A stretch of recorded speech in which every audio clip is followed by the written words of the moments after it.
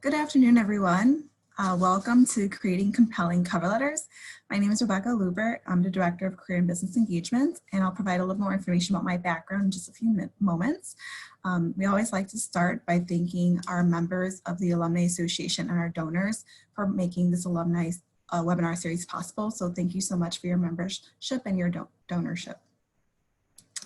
All right, as always, we like to talk about some of our upcoming webinars. We have a few upcoming webinars that may be of interest to folks who are tuning in today. If you're interested in cover letters, you might be also interested in meeting 3 companies that are hiring right now. And more information about these webinars can be found on our website. We also have Conquering the Virtual Interview, which I'll also be presenting on June 24th, and a number of other webinars that might be of interest to you in other areas. So that's at umnalumni.org/virtual. All right, so if you're tuning in today, you might be listening, maybe using your desktop, but if you would like to listen by phone, you may also do that as well. That information is on our screen right here. You can see the dial-in number as well.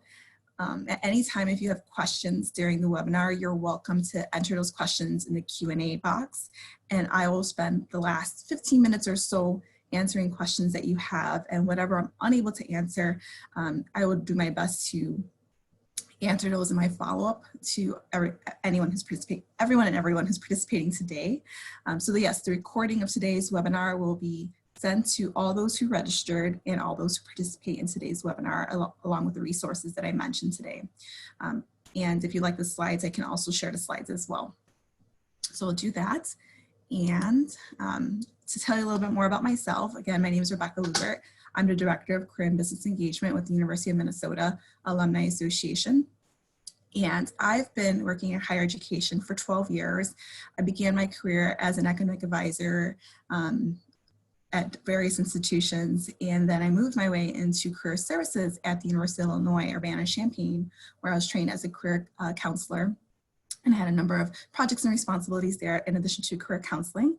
And then previous to my current role, I worked at the College of Biological Sciences here at the University of Minnesota. I provided direct career coaching to our students in the College of Biological Sciences, but also trained career coaches and staff there on how to work with students as well. So lots of experience in career coaching. And in my current role, I direct the programming for our career portion of our webinar series, as well as some of our networking events that we'll be having next year. And I also work with our corporate alumni networks, such as those at 3M, Medtronic, and so forth. So yes, I'm always a good resource. If you have any questions about how to tap into the networks available, please reach out to me, and I'll provide my information at the end of today's webinar. Actually, I'll send it to you in an email, and you'll have that information as well. So you might be getting a lot of information from me over time. You may see my emails when I send out reminders about things, and also follow-ups with the webinar information. All right, so let's move forward. So I have a fun poll. I actually have 2 polls for you, just to get a filler out there as to your experience with using or producing cover letters. And so for my first poll, and I'm gonna launch this right now. You should see it on your screen. Do you always submit a cover letter with each job application? So I'm curious to know where we're at right now. And the options are yes, no, or most of the time. So do you always submit a cover letter with each job application?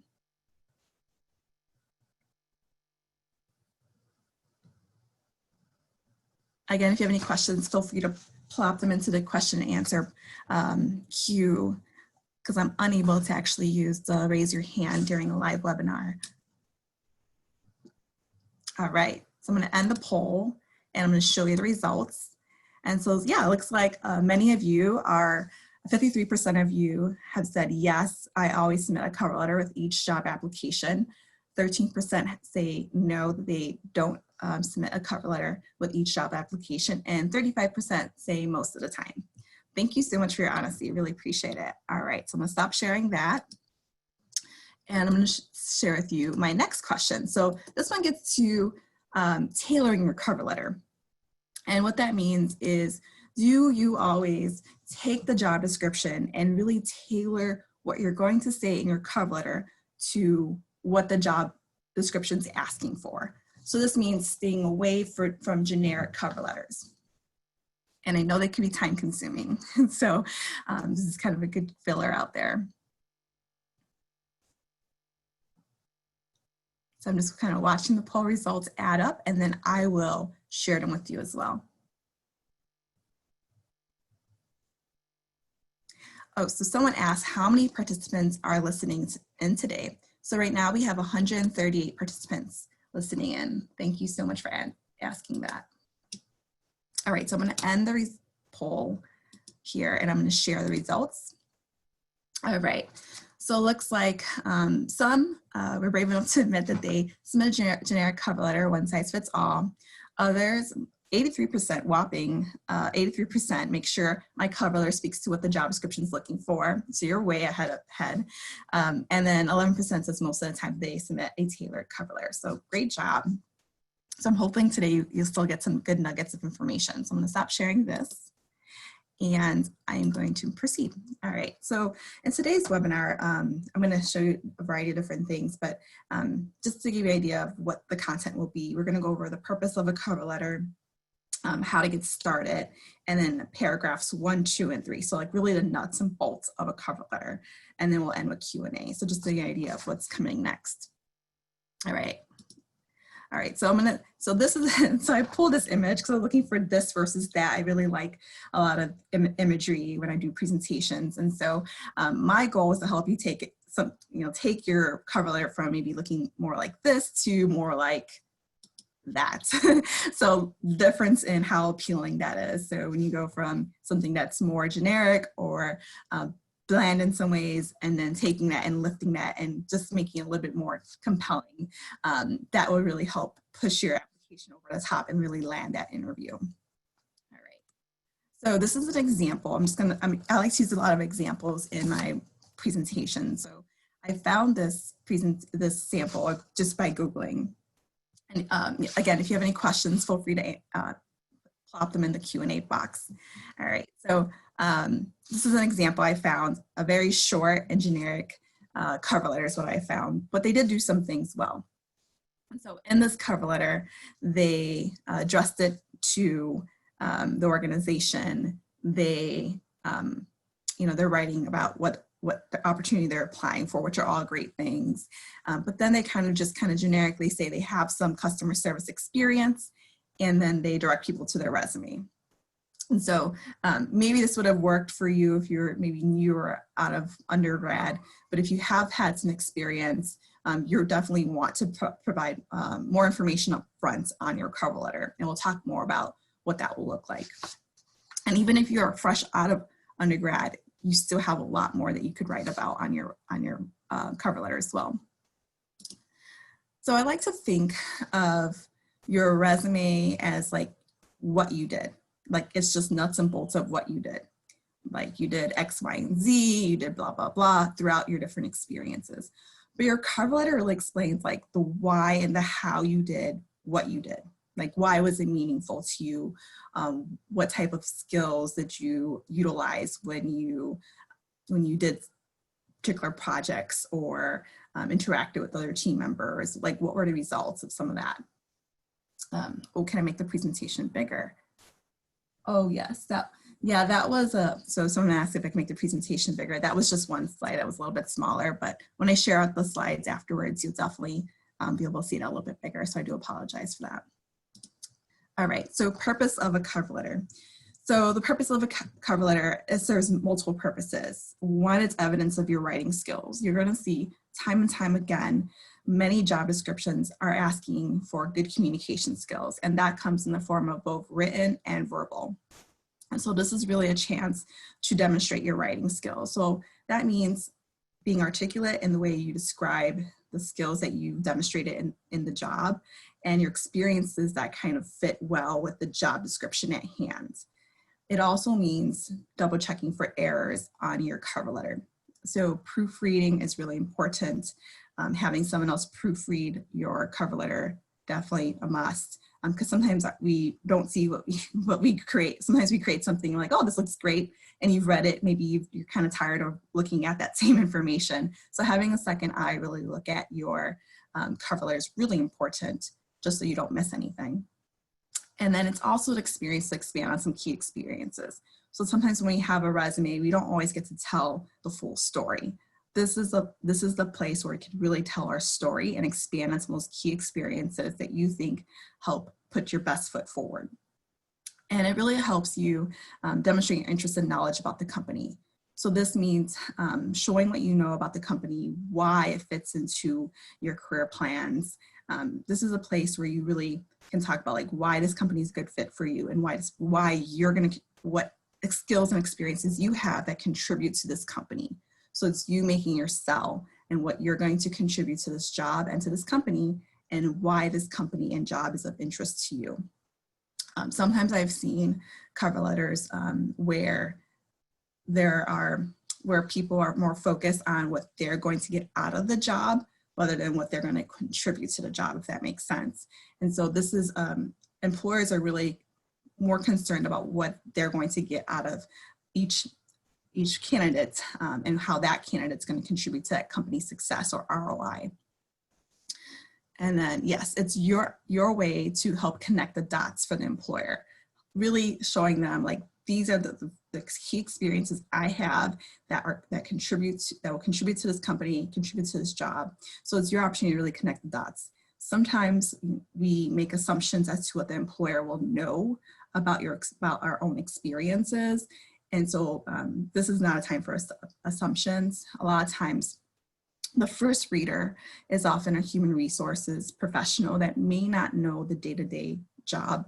And so it's really important for you to spell out a lot of that information and really showcase how your experiences fit the job. And of course, the cover letter is really key to helping you land that interview. So many times I've spoken with recruiters in the past. I used to work in many of my jobs, I work with employers one-on-one or recruiters one-on-one. And one of the things that a lot of recruiters and employers say, if I have a stack of resumes and I have a stack of resumes that come up cover letters, I'm going to look at those first. Other recruiters have said, like, if I don't see a cover letter, I'm not going to review the application. So it's really important to always submit a cover letter. I think it's worth the time and energy and investment in that. And it can be time consuming to create a cover letter and an updated cover letter that's tailored to each job. But I think in the end, the work you put up front is going to help you really narrow or shorten your job application process in some ways, or the time invested in the job application search. All right.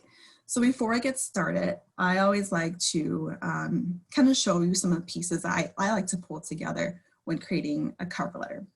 So when I get started, I like to really focus on one job application at a time. And I know it can be a really time-consuming process, but if you have several jobs that you're looking at that are similar in nature, then it gets a little bit easier. There's less tweaks that you'll need to make, and you'll get the hang of it, and it'll become faster and easier to do with time. And so I like to choose my job description, and then I like to underline or take a highlighter and highlight all the things that I know I have experience in. So that means kind of if it's teamwork, if it's project management, if it's hard skills that they're looking for, highlight all of those things and look for any reoccurring themes. So if you see attention to detail mentioned multiple times throughout that job description, that's going to be really important. And that might be an experience that you want to expand on in your cover letter, like how you demonstrated attention to detail. If you see this particular maybe hard skill that they're mentioning or use of that hard skill, that might be another key area that you want to expand on in your cover letter. And another thing that's important, let me move some stuff around here, is to also do the same on your resume. So then you take your resume and then connect the dots for yourself. You take your resume and underline those experiences that match those in the cover letter. And then from there, you begin to narrow. I always like to pick, as I mentioned here, 2 to 3 areas that really stand out to me. And those 2 to 3 areas are the areas that I'm going to expand on in my cover letter. So if I see that project management, attention to detail, and something related to social media are the key areas of this job description, and I have that experience, and those are the 3 buckets that I'm going to expand on. Those are going to be 3 examples that I'm going to give in my body paragraphs of my cover letter. All right.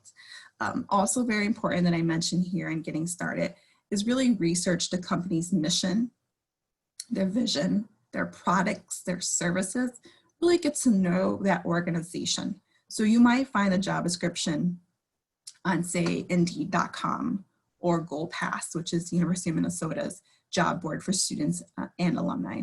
There's lots of jobs in there. And so that's goalpass.umen.edu. Or say you find a job on Indeed.com. If you find a job on one of those sites, those are either job boards or job search engines. It's important to take the next step and really look at that organization where that job's coming from and look at their website. So go ahead and find that job actual posting on that website and kind of make sure you're not missing any details that maybe they may have edited out because of a word count limit.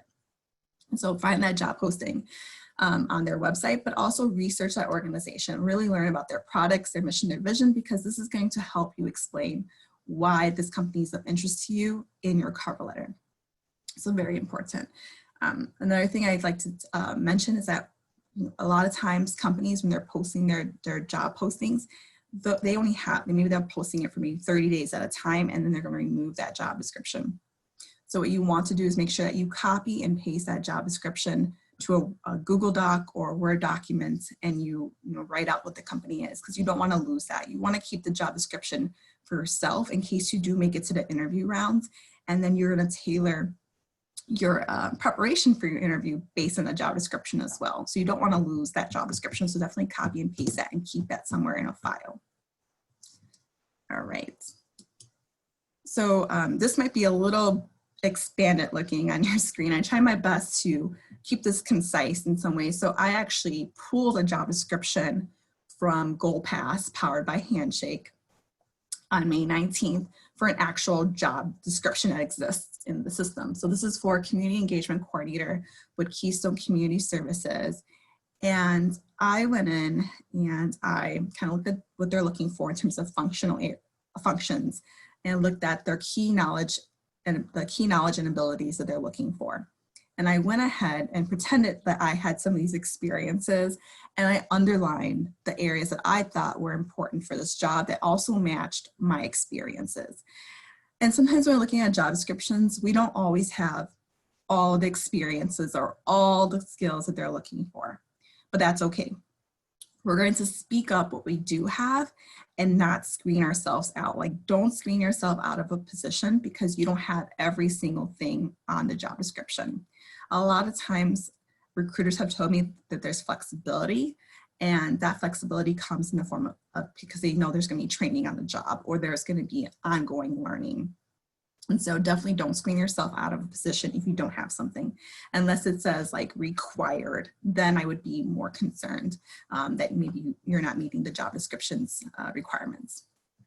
So again, here I underline capture and create stories, design and manage campaigns and messaging on social media platforms, creating digital and print marketing campaigns for fundraising strategies, details related to annual special events, interpersonal communication skills, creativity, working with individuals with diverse backgrounds, again, attention to detail, so that seems like a recurring theme there, and ability to work independently. So there might be other things that stand out to you, but so I just kind of underlined some of those. And then I went ahead and actually created a cover letter. I created a cover letter from scratch. Oops. I created a cover letter from scratch, and I'm actually gonna have to bring this slide back up. But I'm gonna show you what I'm going to do for each paragraph, and then we'll come back to this slide later. So keep this in mind, we'll come back to this later. So for the first paragraph, you're going to be explaining why you're applying, what specific company and position you're applying to, how you learned about the position. So if you have been networking with individuals in this field and you refer to the job description, refer to this job, you definitely want to name drop and mention how you learned about this job. A lot of times during, when you're in the job application process, you're already having informational interviews, which means having one-on-one conversations with those who work at a company, who may be working in a particular field that's similar or position, to kind of gather their insight in terms of what's going on in the field, what are maybe what are some new ideas or new things that they're working on in their career or their field, learning more about the company's preferences in terms of projects or things coming up. So say you've had an information interview, you can use some of that insight here on your first paragraph. So again, yeah, how you learn about the position. So what do you have to offer this position? So think about years of experience. So this is a way to kind of summarize your experience in some ways. And then I guess, again, what 3 buckets of relevant experience do you have? So the 3 buckets, as I mentioned earlier, could be like social media, attention to detail, and so forth, that you're going to later expand on in your next paragraphs. So an example of what this would look like, click one more over. So this is an example, so I'm taking you paragraph by paragraph. So this is an example of how I might start a cover letter. And I always like to have the fonts match the fonts on my resume. It's really nitpicky, but it's something I really like, and I like it when I see it in resumes and cover letters myself. I've also hired a number of people in the past, and I must have been a part of a number of search committees for different universities, at maybe 200, no, I would say I've probably seen at least 500 resumes in my lifetime or more. And I really like when the fonts match. And I like when there is kind of showcasing like your name at the top. So I like putting my name at the very top, so your name is bold and it kind of frames up the document. And you also have your name on your resume as well. And if it looks similar in nature, it kind of matches in that way. And then next, you're going to take the time to write your information. So at the very top here, I have my address and then the date, and then addressing it to somebody is very important. And so here I'm addressing the director of communications for this position. So I would say try to take the time to find who the hiring manager is for the position, or who a higher up is in the organization, and address it to that person. Sometimes this information can be hard to find on a website, but you can try under the About section on a website, or Contact Us section on the website to find this information, or Staffing section of the website for the organization. Try to find information there. Another place that you can find this information possibly is LinkedIn. So at LinkedIn, you can Google, search for the company in LinkedIn, not Google, but search for the company in LinkedIn and try to see if you can identify who might be a higher up within that organization. Sometimes in LinkedIn, you can also find a human resource professional that works for that company. If you just look for that company and then type in human resources, and then kind of inquire with that human resource professional. And the way what I would write, I would say, ask, dear so-and-so, I'm currently applying for the position of community engagement coordinator. I would like to address my application materials to the hiring manager. Is there a good contact for me to address my cover letter and my materials to, and see if they respond. And so then I'm addressing in here, dear Renee Peters, and then I'm expressing what job I'm applying for what organization. I'm telling them how I found out about the position. I found out about the position through informational interviewing with Elliot McNair, an employee in the marketing division. And I have 3 years of experience in social media campaign management, digital campaigns, and special events. So those are my 3 buckets. My experience coupled with my drive to serve the local community make me an excellent candidate for the position organization. So again, I'm kind of summarizing why I would be a good asset to this company and its position. So that's paragraph 1. Yeah, someone asked how long a cover letter should be. I say you don't want this to be more than 1 page. Sometimes as you get further into your career, if you have maybe 15 years of experience, that's all very relevant experience, then you might warrant more of a closer to a 2-pager, but definitely try to narrow in on your most recent and most relevant experiences that you could speak to. And that will get it down to 1 page. So try your best to do that.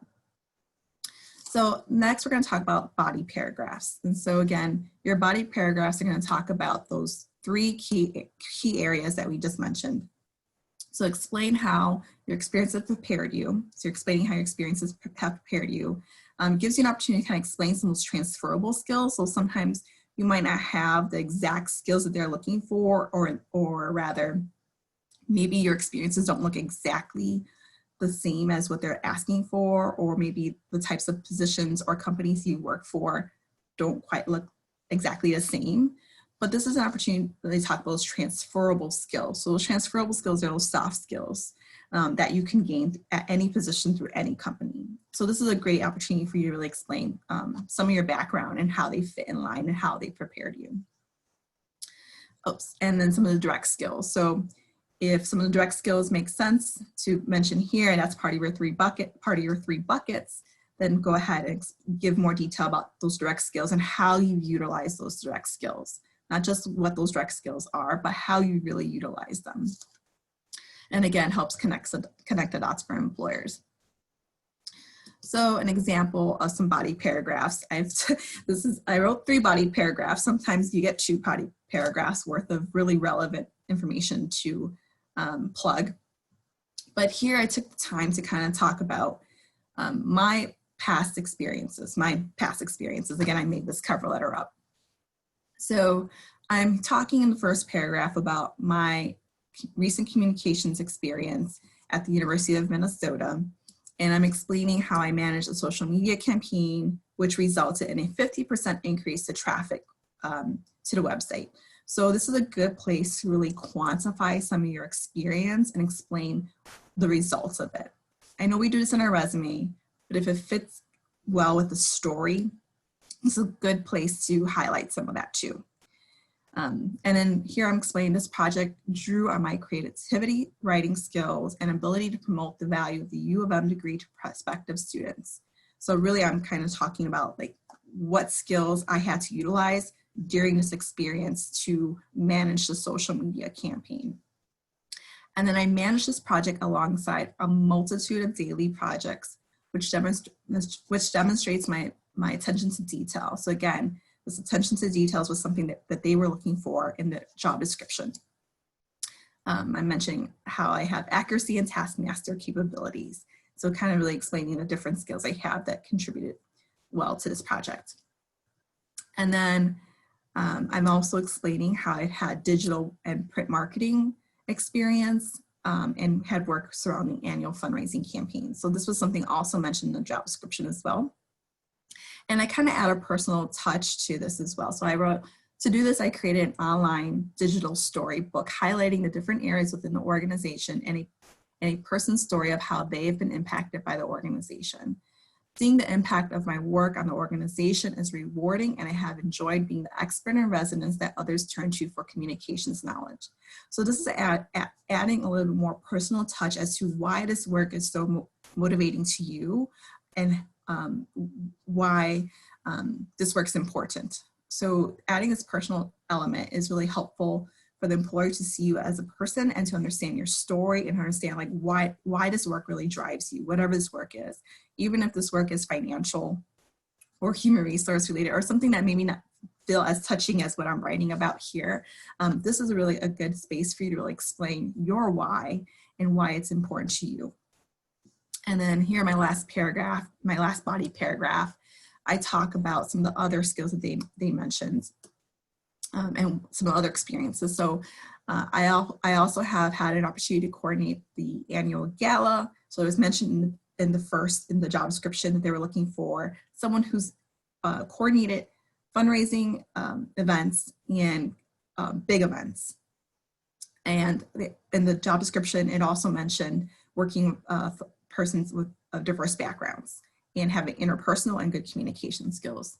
And so then I write, I worked with over 100 volunteers from a multitude of backgrounds to make the event passable, which requires interpersonal and intercultural communication skills and a high degree of positive energy to keep volunteers motivated. This experience will serve me well in this position as I coordinate the details of the annual special events for key community services. So again, I'm connecting the dots as to how my experience will contribute to this organization and the functions that they're expecting me to do. All right. All right, so now we're getting towards our final paragraph. So we're going to explain like why this company, why do you want to work for this particular company? We're going to explain, express our interest in contributing our skills. So kind of reiterating some of the things we told them earlier in our first paragraph and in our middle paragraph. So kind of a summary in some ways. We're going to ask for the interview. Very important to always ask for an interview. You may have heard this before. I think it's really important to do this. It shows really high interest in applying for this position at this company, because we know that lots of times a lot of folks are applying to many different companies at one time. And you may not write this in a company that you're not so sure about. So if you are certain that this position in this company is something that you'd really enjoy and a position you really enjoy doing, ask for the interview. And I'll show you how to do that in the next paragraph. And oops, I have a lot of screens up here. And then mention how you can be reached. So definitely add your contact information here again. Just because sometimes depending how the recruiter or the hiring manager likes to receive these application materials, sometimes they can get disconnected. So sometimes you print out your resumes. People still print out resumes. I like to print out resumes. I like to print out cover letters, and sometimes things can get kind of ajar. And so I like to really have the contact information on both the cover letter and on the resume. All right, so here, this is my last final paragraph. And I'm restating my interest. So I'm interested in working for key community services because I would like to work, I would like my work to directly impact the organization's mission to help families and individuals improve their quality of life. My skills in social media campaign management, ability to create engaging content, and interpersonal skills make me an ideal candidate for the community engagement coordinator position. So again, I'm reiterating the 3 buckets that I just told them I had experience in again here. And then I would like the opportunity to join your organization and look forward to the possibility of receiving an interview. So there I just asked them for the interview. If you should have any further questions, I could be reached on my cell phone and then drop your phone number in there, or by email, and then drop your email address in there. And then sincerely, and then type out your name. And then I always like to include a signature. I didn't do my best job at this signature here. I created this in Paint. And then I saved it as an image, and then I inserted the image here. So that's how I include a signature here.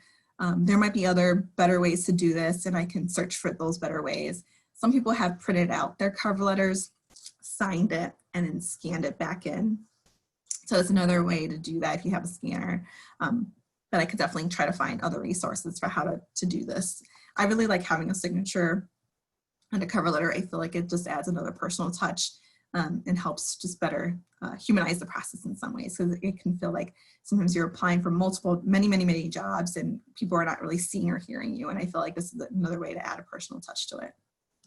All right, let's see where we're at. And that's the end of my content. So now I'm going to look at some of the Q&A questions I have here. I have about 21 questions, so bear with me. I'm going to do my best. We definitely have time. So that's really great. We have time to get to many of these questions. So let me take a gander of what we have. And yeah, so someone asked earlier how many participants we have, and we had 144 at some point. So just letting everyone know how many people participate. How long should a cover letter be? Again, I believe I answered that. I like to stick to 1 page, 2 pages max if I have a ton of experience that's really relevant and I'm a 15 to 20 year professional that has all this relevant experience. Then I might err on the side of 2 pages, but really the more concise you can be, that really shows more of that, some of that communication skills that you have, written communication skills. So I really would try to narrow down those experiences that you really want to highlight. So on your cover letter, you don't want to go through every single experience, every single job you've had, and explain all the relevant experiences you've had throughout all of them. You want to really pick those 3 bucket areas and then those 3 key experiences that really highlight those experiences on your resume to kind of narrow down and cut back on the length of your cover letter. All right.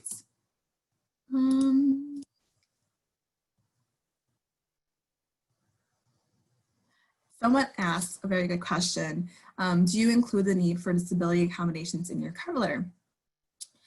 You could include this in your cover letter. I would say you can reserve this for the point as to when you receive an interview. And so if the job description is saying that you need to, it depends on what you're working with. So if the job description is asking for you the ability to lift 25 pounds, sit all day, those sorts of things, then yes, you may want to include those in your cover letter. Or you could wait to the point of receiving the actual phone call from the company for an interview and then having a discussion with that recruiter, because that way you don't cut yourself out of the process too soon, and seeing what combinations could be possible. This could be a separate email to the recruiter that's not in the cover letter. Great. Oh, good question. Do you have to be a U of M student or graduate or alumni to use goldpass.umn.edu? Yes, goldpass.umn.edu is for alumni and students of the University of Minnesota. Thank you so much for that question, Elizabeth.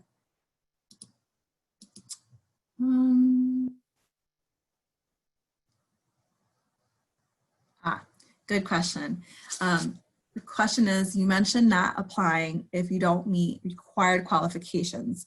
What if most of the entry-level positions require 3 to 5 years of experience? Where would I get that? Very good question. When you're searching for jobs, definitely use the feature where there's usually different ways to filter your job search. And so when you're filtering for entry-level positions, that's a good way to kind of narrow in on what you might be most applicable for.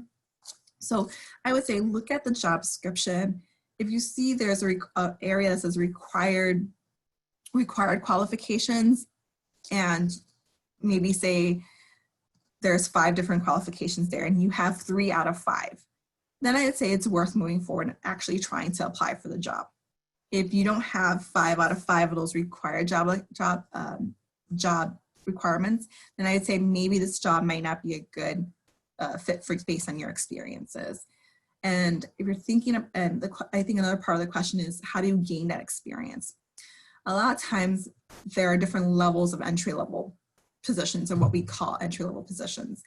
And you might see a company post something for, just making it up, research assistant 2, for example. Well, if you see a research assistant 2, there might be a research assistant 1 position that might require less experience. And so looking for those opportunities or networking with recruiters at the company to find what are those entry-level experiences that might fit your background and your experience level.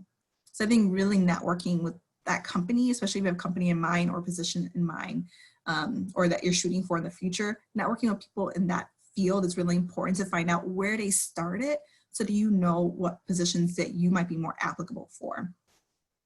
Great questions. All right, let's see.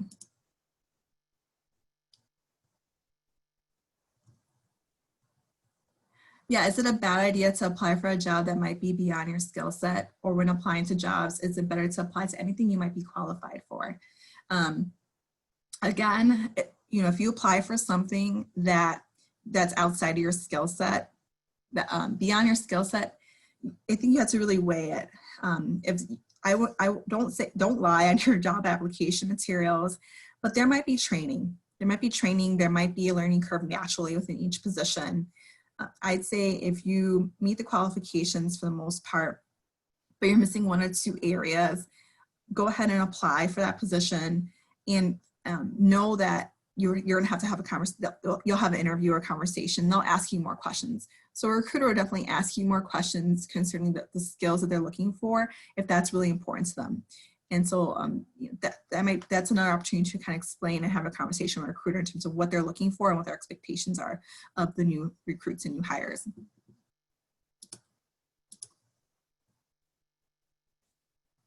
Yeah, so a lot of positions that are posted in GoldPass .umn.edu are also available on other websites. So you might find a lot of those positions available on Indeed.com or simply hired.com or even LinkedIn. So when a recruiter posts a job with the University of Minnesota and they're looking for entry-level talent, typically when they're posting in GoldPass.umn.edu, and that means someone fresh out of undergrad with a bachelor's degree typically, they're also likely posting that job on their website and in other spaces. So that might be Indeed.com, that might be simply hired, and other spaces like that. So the recruiter's job is to really get people to fill those positions. So they're trying their best to make sure they can fulfill those positions with talent. And so they're posting in multiple places. So definitely check out other websites as well for more positions. Thank you so much. Oh, and I think the question's more about GoldPass, those jobs in GoldPass itself. Are they available just in the USA or worldwide? For the most part, they're available in the USA. Lots of them are in Minnesota, but there are also lots of jobs in GoldPass that are available throughout the United States. If you're looking for opportunities in other countries, I would say there's a resource called Going Global, which you can access through GoldPass, and it shows you country guides. So if you're looking for a job in Asia, for example, click on the country job for Asia, and it'll show you what a typical resume looks like within that community or culture. And then it'll show you some sample job websites. Like it'll give you a listing of job websites in Asia that you should be applying to, or that you could be applying to find jobs in different countries that fit into Asia. Great questions, Elizabeth. Love them. All right. What are my preferred fonts and font sizes? Yeah, I like this question. So fonts and font sizes, I'm not a fancy person. I don't like anything too distracting or too fancy. I really like to, when I create a new document, like say a cover letter from scratch, I'm using just a blank Word document or a blank Google document. I don't like a lot of templates because they are harder to manipulate and change later on. And sometimes I've seen people use the same template, like as a person who has reviewed a lot of resumes and cover letters, I will notice when I get the same template again from people. But yeah, they're harder to manipulate and harder to make my own if I want to just quickly edit it later on. But I like using, what am I using now? I like Arial, I like Times Roman, I've used Tahoma. So really some really bare basics. Courier New could also be a good one too. I usually err on the side of 12-inch font when it comes to the actual content on a resume or cover letter. But when I'm creating my nameplate, as that we can call it, on my cover letter and my resume, I err on the side of bigger, so like 16-inch font, 20-inch font. Yeah, between 16 and 20-inch font, and kind of gauge, like, does it look too big based on how much content I have? I'm really conscientious of space on my cover letter. Like, does it have too much space, too much white space? And seeing how that looks. Same thing with resume, you don't want too much white space as well. So kind of playing with your fonts so that you kind of get the right look in some ways. Great questions. Yeah, if applications are reviewed by a search committee, as in faculty positions, is it acceptable to address the letter as Dear Search Committee members, or should it be specifically addressed to the chair of the committee? I've seen this done in both ways. As someone who sat on search committee before, not exactly with faculty looking for faculty positions to fill. I've seen it address Dear Search Committee members. I've seen it address Dear Search Committee chair. If you can figure out who the supervisor, your future supervisor will be, such as the dean, for example, within the college, that's who I would address it to. I would address it to the dean. because that's the highest level, and that's probably who your final interview is going to be with. So dear Dean X, Y, and Z. That's who I would address your cover letter to. Great question. Do you include all of the contact information even if you are submitting the cover letter online or via email? Do you include all of the contact information even if you're submitting the cover letter? Yes, I do. I do include my contact information on my cover letter and on my resume, even from submitting by email, just in case that's printed out and distributed to the hiring manager or others within the organization, just so that it's not lost. If I'm, and this is kind of a side note, but if I'm posting my resume, for example, on LinkedIn or another very public space, I remove my phone number and I remove my personal address to my home, and I just leave my nameplate, Rebecca Luebbert, and include my email address if I'm posting in a very public place, like LinkedIn, for example. So just another tidbit, because you don't want people just randomly showing up in trails. Let's see. Let's see. Yes, someone asked a good question. Experts say recruiters and hiring managers only spend 6 seconds on the initial look at your resume. How much time do they spend on an initial look at your cover letter? What do they look at first, cover letter or resume? Okay, I would say it depends on who you're asking. I think that, honestly, I think they look at the resume first, just to kind of get a glance as to, do you have the experiences that they're looking for at a quick glance? And then they move on to your cover letter. So I would say they look at your resume and they spend about 15 seconds looking at your resume. You said 6, so maybe it's getting shorter and shorter. I say look at your resume and then they look at your cover letter in some ways. Some people may have other opinions on that, but sometimes it's good, just really easy to look at the resume and say, like, do they meet these experiences? Great, I'm gonna put this to the side. I'm gonna read this cover letter that comes with it next. And just kind of narrow down, and then you begin to narrow your pool from there. So kind of evaluating the resumes, sitting them to the side. Next round of when you review them again, I like to review them more than once. Now I'm reviewing the resume and the cover letter and really taking my time once I get to that part. Let's see. So someone asked, would I leave the underlining in when sending off the cover letter? I would take that away. So what I showed you was just an example of the underlining that I do on the cover letter and on the job description to kind of highlight for myself what I've included that matches what they're looking for. Definitely remove that. You don't want to include that when you send it off to the employer. That's more for your own understanding as to whether or not you're speaking to that job description. So thank you for asking that question. Very good. Yeah, I realized I did not mention that. How much time should we set aside for writing a cover letter? How long does it usually take to write one? Well, I think sometimes I've spent 30 minutes to an hour writing a cover letter. And I think for me, depending on how many job applications you're putting out there, it's really worth the time and investment in your cover letter and in your resume applications so that you can cut back on the time length that you're in this in the job search, for example. So I say if you can create a schedule for yourself, maybe you take the time to search for jobs for an hour and you copy and paste all those links. Create a spreadsheet for yourself. And in the spreadsheet, you're going to have the name of the organization that you're applying to, the website where you can find the application in another column. And then you're going to create like the date you applied, the date, the date you followed up, which is another part of the process. And I forget the other piece of information I usually include on the spreadsheet. So I like to make sure I kind of organize my process. So I remember which organizations I applied to on what date, who I addressed it to, and the date I followed up. Let's see, making sure I didn't miss anything here. Yeah, and I would say, yeah, it takes about 30 minutes to an hour to write a cover letter if you're really taking your time and making sure that you're kind of hitting on all the points. But if you're applying to a job in a similar field or a similar position, there's a little bit less tweaking involved, and so it'll get easier with time once you get the hang of it. Thank you so much. Yes, I will definitely make the slides available. I'll email the slides to everyone, as well as the recording of this webinar and any resources that I mentioned today. Thank you so much for that question.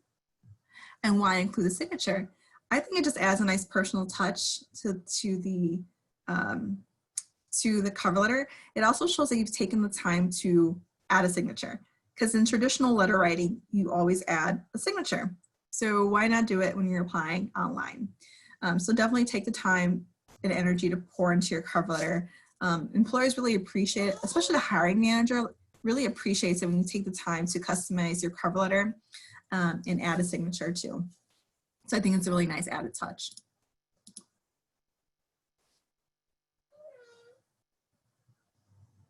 Yeah. Let's see where we're at here. Someone asked, what are your thoughts on using brighter colors, more design-focused elements on your cover letter? And so I've heard different career coaches give different perspectives. So any career coach you're gonna ask this question to, they're gonna give you a different perspective. I usually err on the side of plainer, black and white, straightforward cover letter.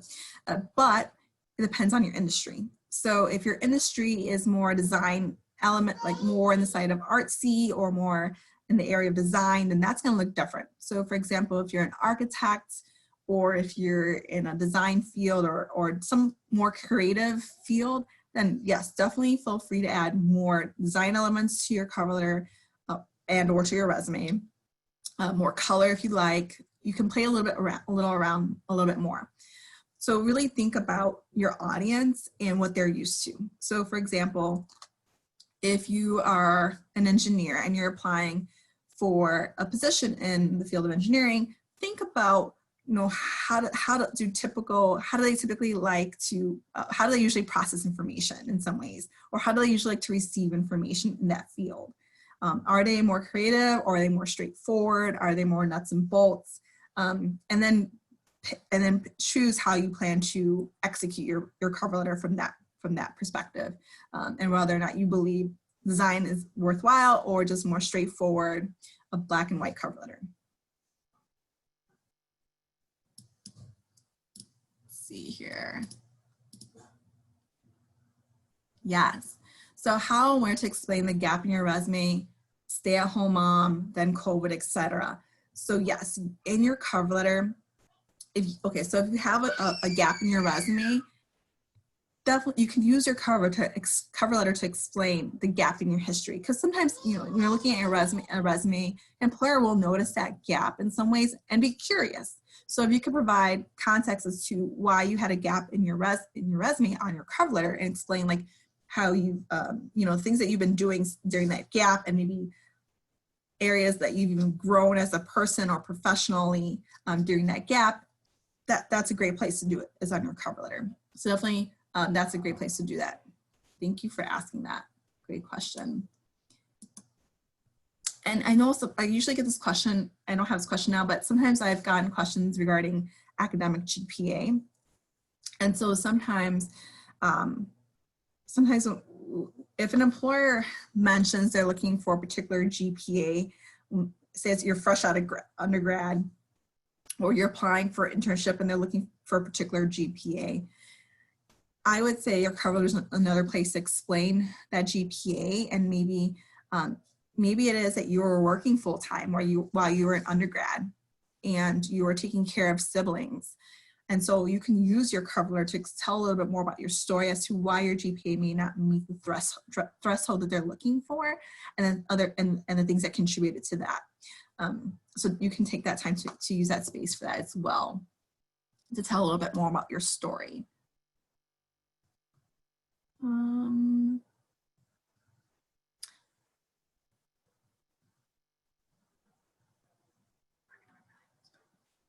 Yes, so if you someone asked the question, what if I graduated recently and have more academic related work experience and corporate job experience? That's perfectly okay. Lots of recruiters and employers know that if you're fresh out of undergrad, you just graduated, the experiences that you're going to be talking about are the experiences that you gained while you were in undergrad. And those experiences look like student organization experience, maybe a lab position that you've held, other leadership positions that you've held as a student, or group work that you've done. Sometimes if you're missing some of the student organization experience or other directly related experience, you can also speak about your academic experience in the classroom. So for example, one example could be, say the employer is looking for presentation skills, and you've delivered a number of presentation skills in a particular course. Say you took a speech comm course. Write that experience on your resume just as you would a job, and explain the key experiences you had in that course that gave you that experience, if that makes any sense. And I'm happy to answer more questions by email too. Let's see. So I've been told attaching your cover letter as the first page of your resume assists in getting through various HR tracking systems. Your thoughts? So I'm trying to understand the question. 1 second. So I've been told attaching your cover letter as the first page of your resume assists in getting you through various tracking systems. I'm not sure if I understand the question, but I know that sometimes depending on what the application is asking for. So sometimes when I've applied for jobs, the employer is will actually ask you to make it a one document upload. So if the employer asks for a 1 document upload, meaning your cover letter, your resume, and your reference sheet, which is the 3rd document, should be uploaded all at once, then do exactly what they ask. Yeah, and then I would say a lot of times these HR tracking systems are kind of using keywords to scan your resume and your materials. So this is another important reason why you want to have your material, your cover letter mirror what they're looking for in the job description, because of how a lot of these tracking systems operate. A lot of times they're looking for keywords, and they're kind of scanning for the number of keywords before they move this forward to somebody who's actually going to look at it. All right. Sorry, scrolling through. I want to make sure I have only 3 more minutes. So I'm going to make sure I answer some questions that maybe I haven't got to. Oh, a follow-up process. Okay. So the follow-up process, depending on what they're asking for. So say you're applying for a job. If the job says do not contact, you don't want to contact them. But if the job does not say do not contact, you have 2 choices. Oh, you have 2 choices. And these are 2 things I either do. Either I wait for the job to close, and then I follow up with email to the hiring manager or the recruiter, whoever contact I could find. And I say, dear Susie, I applied for the position of Community Engagement Manager at Keystone Community Services on May 1st, 2020. I'm really excited about the position and the opportunity to contribute to your organization in the areas of social media, detail orientation, and blah, blah, blah. And then I look forward to the possibility of interviewing. Please let me know if there's any additional information that I can provide. I look forward to hearing from you in the process. Thank you so much, and put your name, phone number, and email. And then there you go, that's your follow-up email. And so I would either send this, again, after the job closes, or 1 week after you applied for the job, because some jobs are rolling. And so that means the hiring manager or recruiters are interviewing people on an ongoing basis until they fill the job. So you have 2 choices there. I usually pick what I think is going to work for me. Sometimes I get a little anxious, so I wait 1 week until after I've applied to follow up with somebody. I'm just kind of reiterate my interest and to really express my interest in receiving an interview. So definitely you can do that. I've also done some bolder things earlier in my career. When I was fresh out of grad school, it was during the time of recession. So I took some time to to really reach out to organizations I was interested in. So I landed one interview in Florida, and in Florida is where I was applying for jobs. Landed one interview in Florida, and I decided to reach out to another organization since I was going to be in town anyways. And I applied to the organization, and then I emailed the hiring manager to say, you know, dear so-and-so, I'm really excited about this opportunity that I just applied for online. I'm going to be in the area during this week. I give them the time frame that I'll be in this area. I'd really like a chance to interview. I can be reached at my phone number, my email, and bam. And guess what? They called me and I got an interview. So I had 2 interviews while I was in Florida, and that was really exciting because it was really tough times at that time back then, as it is now. Actually, it's worse now, but yes. So that's definitely be bold in asking for that interview and making it through the process. Yeah. So that's all the time we have today. Thank you for listening in. I see there's lots of questions, so hopefully I'm able to kind of curate more of these questions and then be able to provide you answers to many of these in my follow-up email. So I should be able to get a follow-up email out to you by Friday afternoon with a copy of this webinar, the slides, and then the Q&A questions that I wasn't able to answer right now. And that's it. So hope to see you at my next presentation, which is Conquering the Virtual Interview, which is on June 24th. And then I have another presentation tomorrow with 3 panelists called Meet the 3 Companies Hiring Right Now. So yeah, thank you for listening in. Have a good day. Bye-bye.